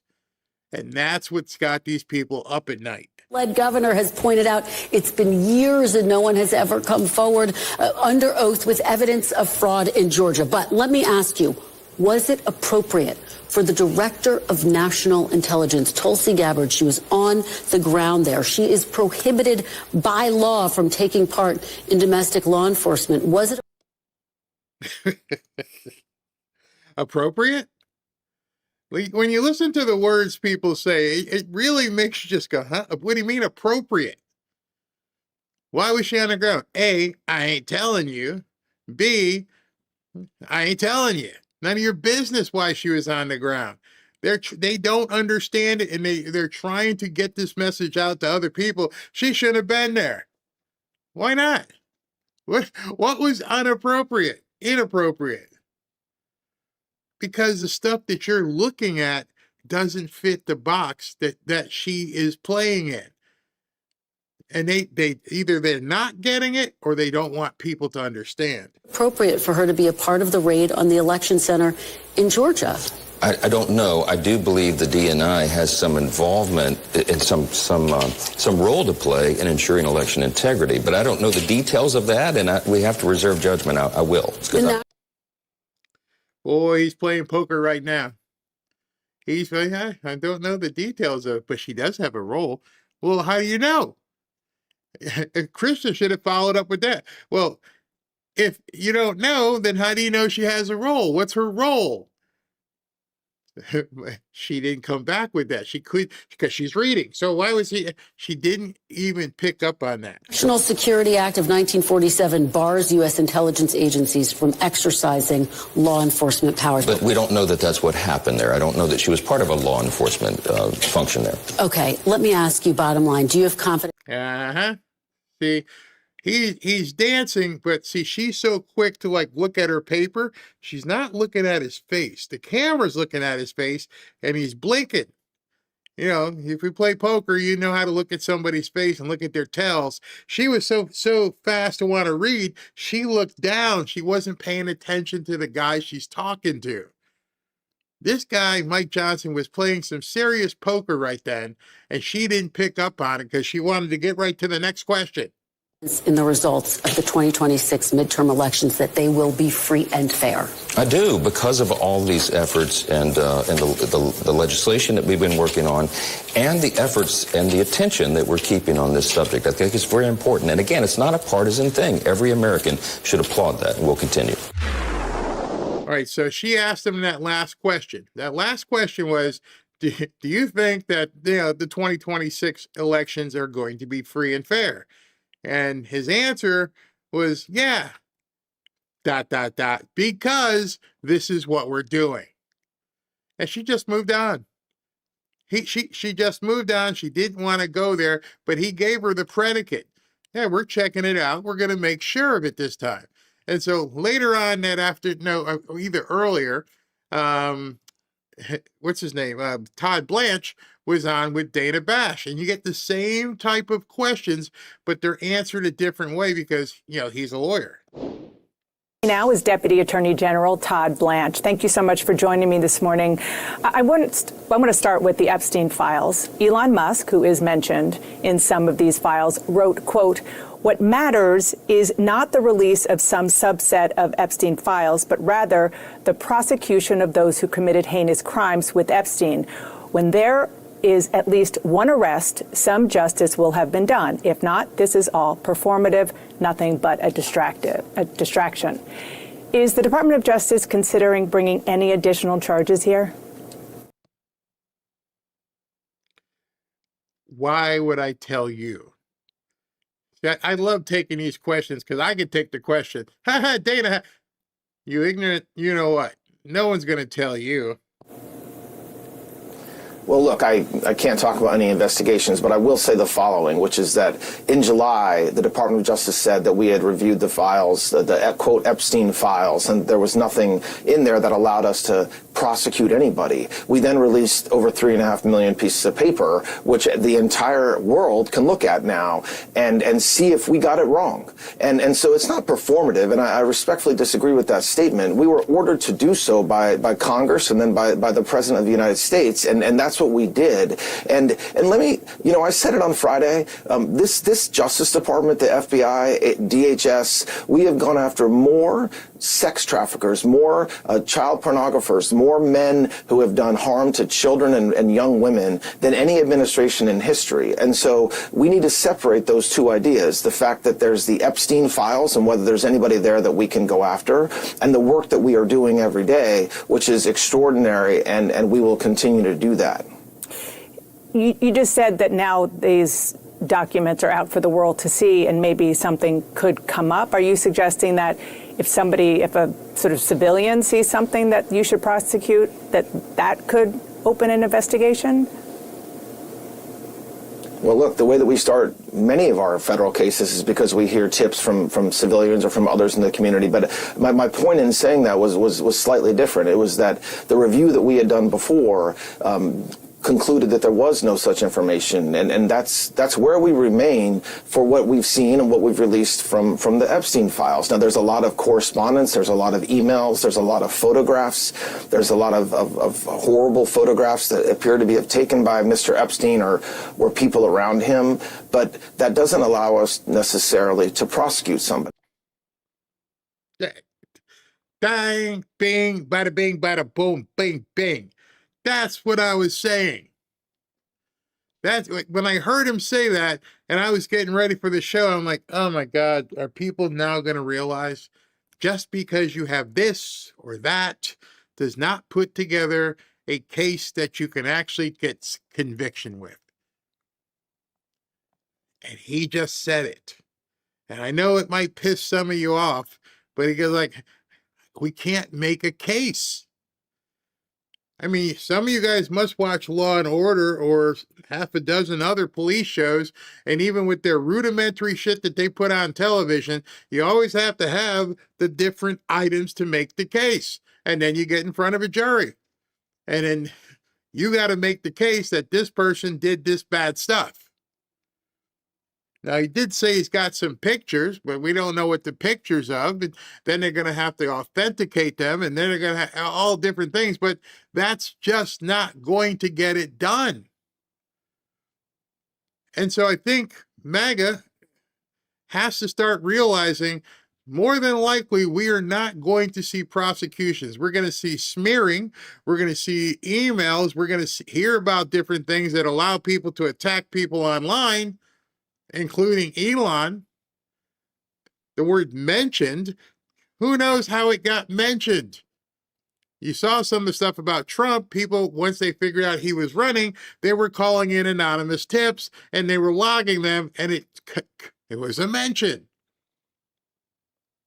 This is a sobering time for people who have been waiting so long, because the reality of the situation is every single one of us, let me say it for the last time, every single one of us would love to see these people strung up in that big arc that President Trump is constructing. Have public hangings for what these people did to kids. The likelihood and reality of it, it's not going to happen. And that's what's important for the American people, and the victims want to be made whole, and so we want that. The Attorney General wants that more than anything, but that doesn't mean we can just create evidence, or that we can just kind of come up with a case that isn't there. Among these new files, notice how she just jumped. He just told her, I can't make a case. I can't, even if they saw certain things, I can't make the case.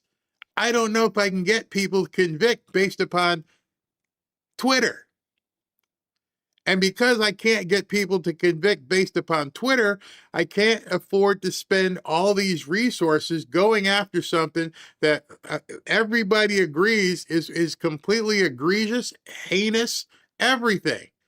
But I don't have the ability to convict. And I don't even have the witnesses.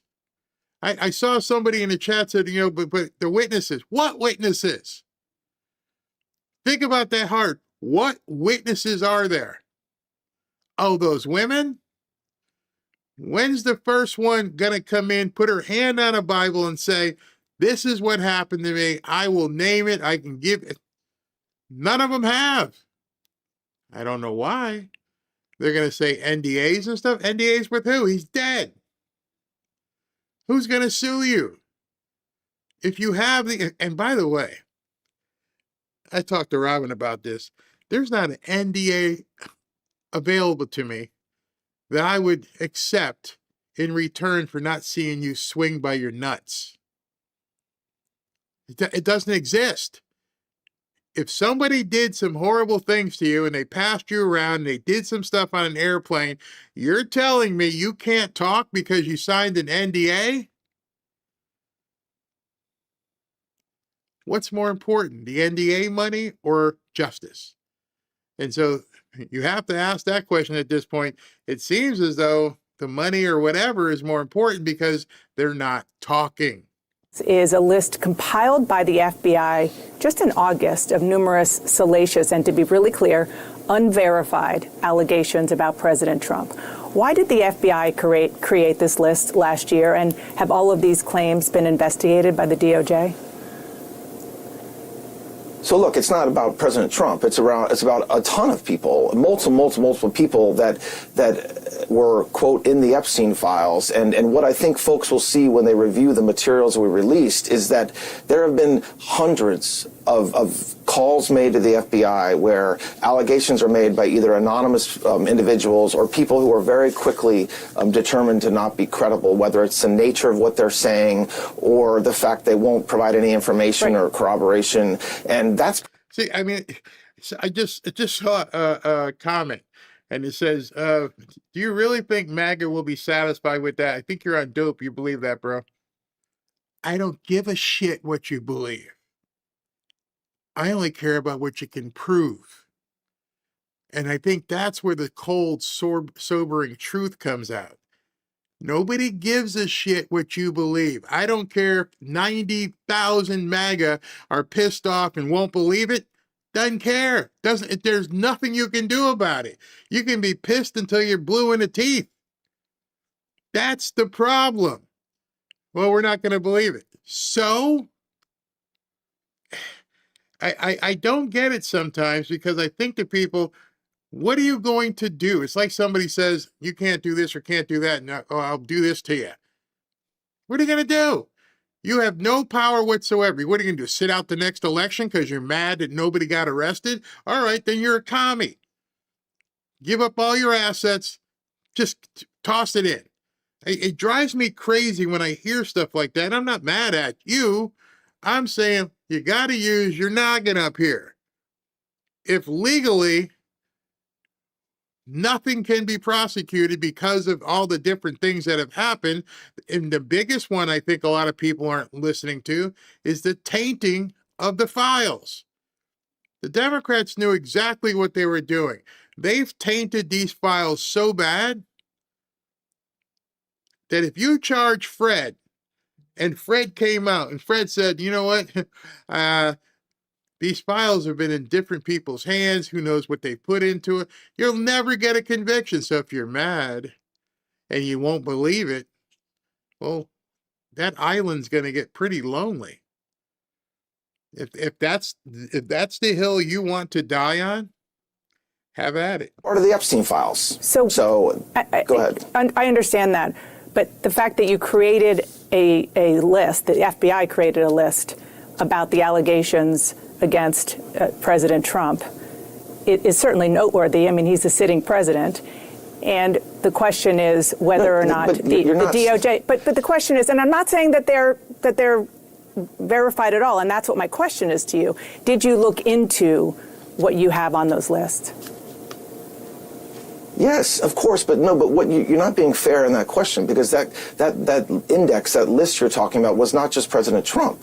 It was all kinds of individuals, other politicians, other, quote, famous people, where we wanted to understand, okay, there were members of Congress that were accusing us of hiding things, which we're not doing and which we haven't done. And so we wanted to understand why and where that was coming from. And it turns out there was a number of claims made by either, like I said, anonymous people or somebody, for example, calling and saying, I used to have a roommate who told me this sensational story. So just, obviously that's not something that can be really investigated, right? What's your roommate's name? I don't remember, right? So that's what that's about. See, that's one thing too. You guys don't know what's already been done. Neither do I. And he just gave an example. So my roommate saw. What's your roommate's name? I don't remember. You got nothing for me? Your roommate that you don't remember, that you can't say where she is? What am I supposed to do? And I think people get so irate with this subject, they think I'm standing up for the idiots, and I'm not. I'm standing up for truth and the ability to hold these people accountable. And you can be mad all you want, but at some point your own mind has to say the only people that are probably going to get held to accountability, or how they're going to be held to accountability, is by God. That's where so many people are missing this. It may not be in this life. I believe firmly every single one of those people will be dealt with severely in a way that they don't even know. But on this planet, with today's laws and what we're looking at for evidence, it isn't evidence. It's social media fodder. The Democrats have tainted this to the extreme. Every time you look at a picture and then you say, oh, it's AI, it's fake. Remember the picture of President Trump and they showed him with a bunch of young ladies? And then after it went out and they said all these different things, you find out afterwards it was at a Hawaiian tropic beauty pageant party. But before it was found out, which was probably like in an hour, it went like wildfire. Yesterday, the whole thing that President Trump was mentioned in some other tip, and they found out that was BS, but it didn't stop people from spreading it.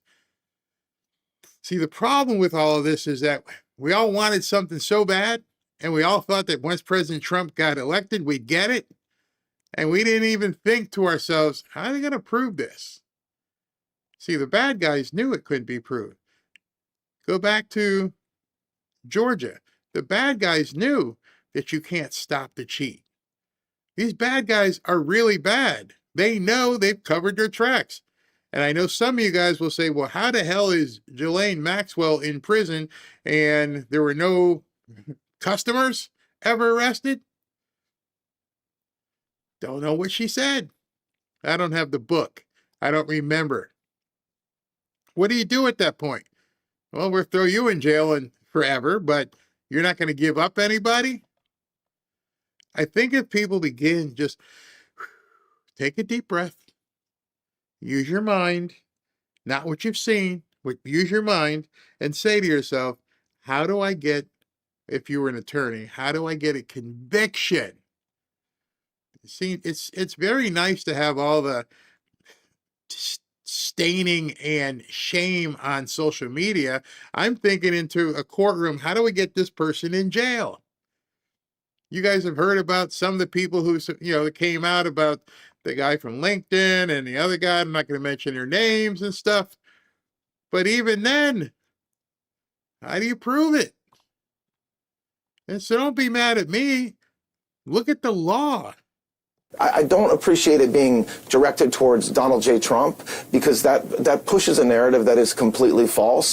There are all kinds of people that are mentioned in the quote Epstein files that we had to look at and run down. Yeah, no, I understand. He is the only sitting president who we're talking about. I do want. No. She lied right there. Oh, sitting president. Yeah, he is the only sitting president because there's only one president at a time, moron. But Bush's name was mentioned, and Obama was mentioned like 4,000 times. Mentioned. I have no idea what that means. Move on. Former CNN anchor Don Lemon and another journalist, Georgia Fort, were arrested on Friday on charges they violated federal law during a tense protest at a Minnesota church. A conservative federal judge, somebody who clerked for Antonin Scalia, already had rejected those warrants and wrote that there is no evidence that those two engaged in any criminal behavior or conspired to do so. Then an appeals court held up that decision. Why did you then bring this case to a grand jury after it already had been rejected by multiple judges? Man, did she twist that. Man, did she twist that. So the application that was given to Judge A was not accepted. The application that was not given to Judge B was not accepted, even though the second court said there's probable cause. But the other court was correct by saying, I can't overrule it. And then they went to a grand jury because that cannot be denied. That's what she's failing to say. So first of all, that appeals court, you're not right. The appeals court, a judge on the appeals court said that there was clearly probable cause. There was absolutely probable cause that a crime had been committed. Okay, so it's true that they rejected the mandamus petition. Did she really say that? By journalists? I had mentioned earlier, I'm like, everybody needs to put journalist in your Twitter bios, your X bios, because obviously they feel if you're a journalist, you can do whatever the hell you want, and there's no way you can ever be punished. But yes, by Mr. Lemon and others, it's public. And so, yes, you're right. A judge in that court had said there wasn't probable cause. But guess what?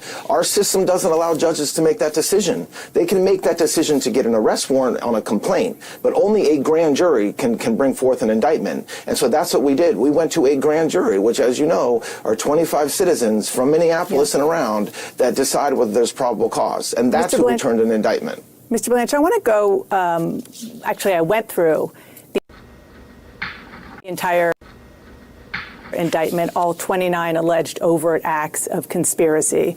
And there's a lot to ask you about, but I'm just going to pick a few here, okay? Starting with overt act number 20, which says, quote, defendant Lemon told his live stream audience about congregants leaving the church and about a young man who Lemon could see was frightened, scared, and crying. And Lemon observed that the congregants' reactions were understandable because the experience was traumatic and uncomfortable, which he said was the purpose.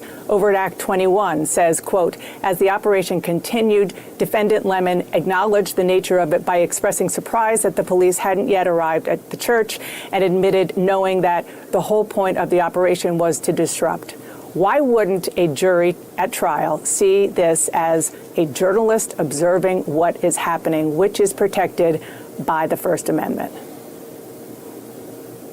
Well, you conveniently left out multiple allegations in that indictment about what else Mr. Lemon did, including surreptitious. I'm so glad he slapped her like that. She picked, before she started talking, she says there are 29 allegations. She picked out 2 and left the other 27 out. I'm not understanding. They're building a case. They're framing it. This is what needs to be said. Here's how we got to this conclusion. She picked 2. So why would you arrest Don Lemon? Avoiding saying where they were going, being part of the planning, being part of the decisions to make sure the police didn't know this was happening and federal law enforcement didn't know this is happening. There are multiple allegations there. And guess what? He gets to have a lawyer and he gets to have a defense. And so if he wants to go forward with the defense that, aw, shucks, I was just a journalist, he can do that. but obviously, as hold on. If he wants to go into court and use a defense, aw shucks, I'm a journalist. Have at it, bro. You know, Don Lemon is all over X today saying all kinds of stuff that which you would expect anybody to say. I'm not worried. Everything's going to be fine. Like I said, I don't care if you go to jail. I just want it to cost you a lot of money. A lot of money. You're going to make a lot of money. People are going to donate to him. They're going to watch what he has to say. He's going to make a lot of money. So hopefully they can drain him. The indictment lays out, and which you didn't read on the air, there's a lot of things that Mr. Lemon did that you would never do as a journalist. You would never do that. Okay. Let's be honest. This is not about me. This is about what happened, and this is about kind of the rules of the road. I mean, there are many. But let me finish my question. Let me finish my question, and then you have the floor.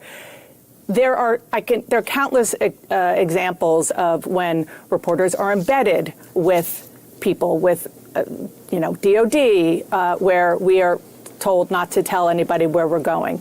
There are numerous examples of when we get embargoed information that we can't report from your agency, for example, and that has happened with presidents in both parties, and we withhold reporting it until you say it's time to report it. That's not unusual, and it's not unlike what happened with Don Lemon and Georgia Ford. Well, listen, you are totally correct that happens every day, and it's happened for decades.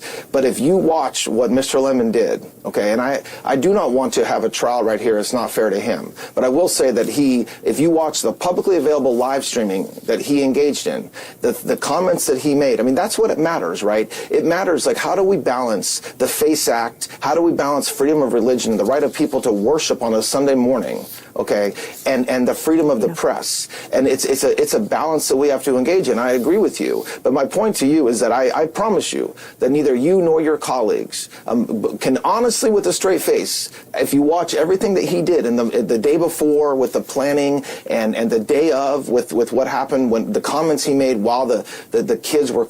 You notice she's looking down. She's reading the next question. So whoever her producer is, she's not wearing, I don't think I can see a headset, but she keeps looking down. So she's got a monitor in front of her that's telling her what to ask next. She's not even listening to him. I catch these people doing this crap all the time. Crying and screaming and racing away while the parents were looking for their children upstairs. But he doesn't while they were just trying to have a church service. Okay. Bottom line question for you is, was this really about what you just described, or was it about trying to make an example out of somebody who the president has sparred with?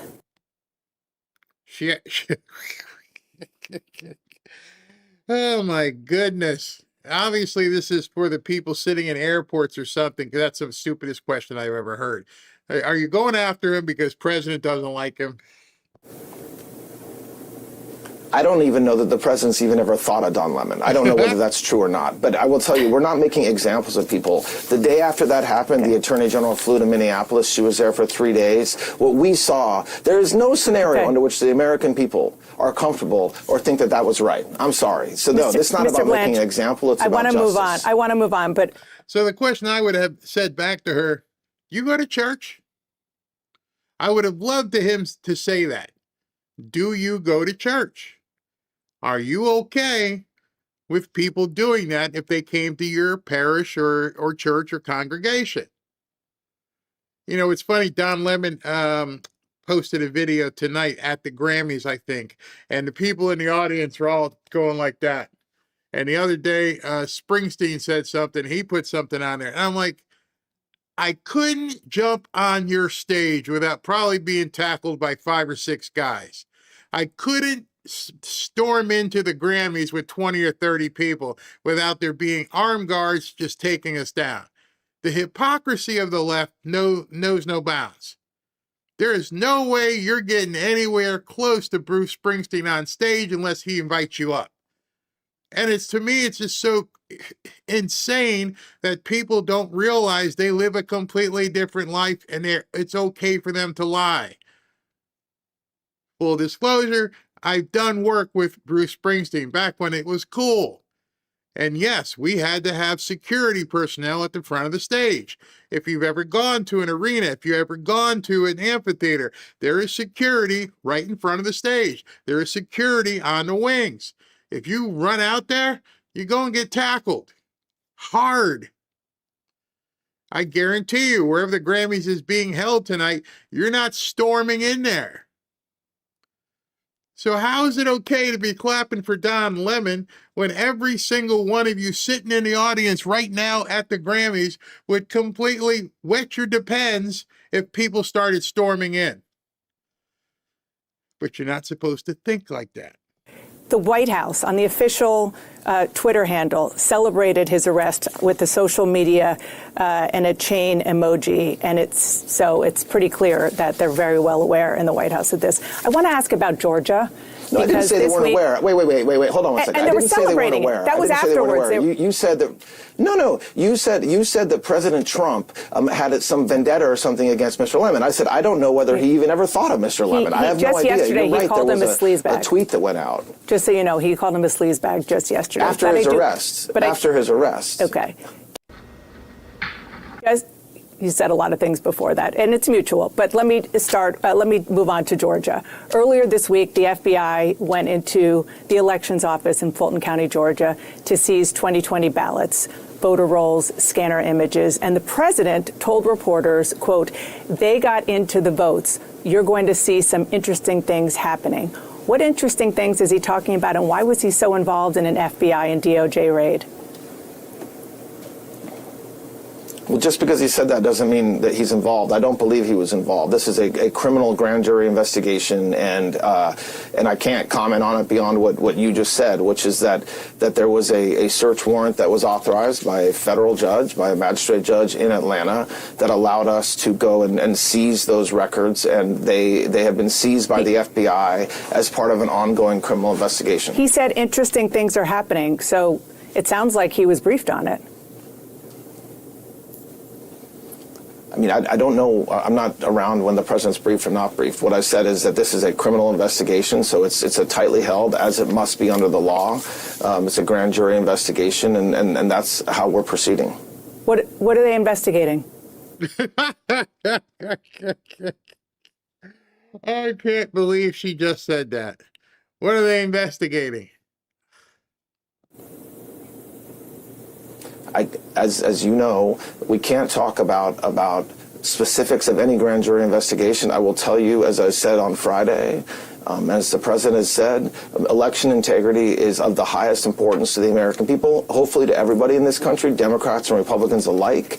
And so we are doing everything we can to make sure that we have free and fair elections. Okay, so he just reiterated what Mike Johnson said. He didn't say they were going to go after people for 2020. This is all about 2026 and 2028. If you read and listen to what they're saying, it's to turn it off and make sure it never happens again. What perfect timing. As you well know, that when it comes to Georgia, claims of voter fraud there, because they got the 2020 ballots, have been debunked over and over again. There were multiple recounts. Why was the Director of National Intelligence, Tulsi Gabbard, present at an FBI raid? First of all, it wasn't an FBI raid. It was a search warrant being executed by FBI agents in the middle of the day. Why was she there? Hope it's not shutting down on me. Might be. I held it while we were buffering so you guys wouldn't miss anything. Efforts at election integrity and making sure that we have free and fair elections. She's an expert in that space, and it's a big part of what she and her team look at every day. But beyond that, I don't, like I said before, this is a grand jury investigation being conducted by a U.S. attorney, and that's where we have to leave it for now. Mr. Blanche, imagine if President Biden sent his politically appointed director of national intelligence to Mar-a-Lago. You and his other personal attorneys would have been understandably very unhappy about it. Are you unhappy that the DNI, Tulsi Gabbard, was there? Well, first of all, Biden's director of ODNI was involved in that case. As we all know. So whether okay, but that's hardly and the point. And it also involved classified documents, not necessarily voter rolls. You smug, ignorant. It was classified documents. It wasn't voter rolls. Okay, so what do you think that Tulsi Gabbard is looking at, you stupid? I can't stand these people. And as again, there's a lot of classified information around voter integrity, which is something that came out during the case against President Trump, and which has been publicly talked about for many, many years. So no, I'm not unhappy or happy. Tulsi can go where she needs to go. She's phenomenal. She's doing a great job, and she's a partner with us. But like I said, folks want to make something out of this that does not exist. This is a grand jury investigation being run by the FBI. All right, Todd Blanche, thank you so much for being here this morning. I really appreciate your being here and answering questions. Thank you. Thank you. So I don't think the media got what they were hoping for tonight or this afternoon with Todd Blanche and others. So before we close, we got some good stuff for you guys to hear. This documentary is a big success. We're going to get official numbers from Amazon later this morning, but already, according to the projections that are circulating in the film industry, this is the #1 documentary in terms of box office ticket sales in about a decade. This documentary is another example of the red-blue divide. We've seen ticket sales be a whole heck of a lot stronger in Republican stronghold areas than we have in big blue cities, and that was to be expected. Are they surprised? Do you think the idiots running around in Minneapolis are going to go see the Melania movie? I don't understand the incredulity that these people have. Of course, it's a part of the divide. Nobody on the left wants to go see Melania. Very few people on the right want to go see the Grammys. First of all, I want to say congratulations to Mrs. Trump, our beautiful, wonderful, classy First Lady, on the debut of her documentary film. I know that it's a blockbuster movie in theaters now, and it's a really a great example of what the First Lady is truly like behind the scenes, and she has a great influence on the president. And as you heard from her in that clip with you, yes, the president wants to unify the country, and I know the president feels the best way to do that is by bringing people together through prosperity and safety. And if Americans are living in safe communities, if they have more money in their pockets, if Americans are given the real chance to live the American dream, that's ultimately how we are going to unify the country. And that's what the president is working towards every day. The White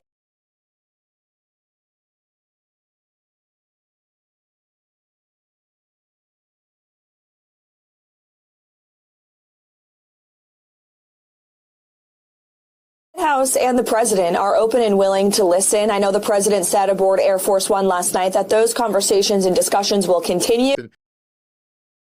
Minutes to get through, and we'll see what happens. Made to the nearly 80 million Americans who voted for him to deport illegal alien criminals who broke our nation's laws to get here and then have committed further crimes of violence against American citizens. And that's why ICE and Border Patrol are true patriots. They need to be respected. The Democrats need to agree to stop demonizing them. We've heard despicable rhetoric from people on the left comparing ICE to the Nazi Gestapo, Donald Trump's police force. That is egregious language that has led to the increase increase in violence, threats, and attacks against ICE agents who are brave men and women who put on the uniform to enforce our nation's immigration laws. So the Trump administration is always going to be on the side of law and order, and we want to remove these illegal alien rapists, murderers, pedophiles, despicable individuals from our country to protect the homeland. And the president has done a phenomenal job at doing that. And that's why murder rates in this country, newly released data show,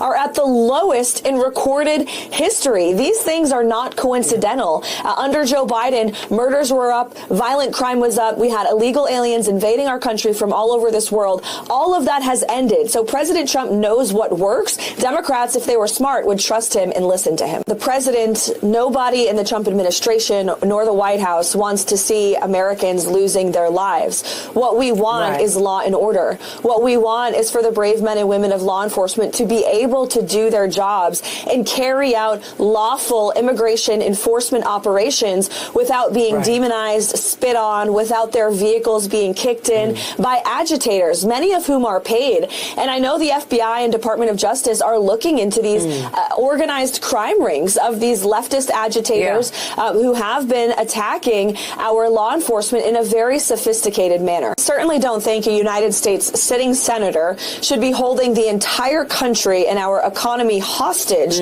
over the fact that he has some political disagreements with an investigation that the Department of Justice is overseeing. And the DOJ is overseeing a probe into Jerome Powell, a legitimate probe. And Jerome Powell is expected to be out of this job in May anyway. So I don't understand Senator Tillis's argument there. President Trump has appointed Kevin Warsh, who is a highly qualified and distinguished economist with a very exceptional resume. And the White House is going to work with the Senate to quickly confirm him, because we need a new chairman of the Fed, not just for timing purposes, but also for our economy. Look, President Trump has brought the core annualized inflation rate down to 1.4%. This is a remarkable turnaround from the record high 9% inflation we saw under the previous administration. And President Trump has done the work. His policies are working, and the interest rates for the American people need to be lowered.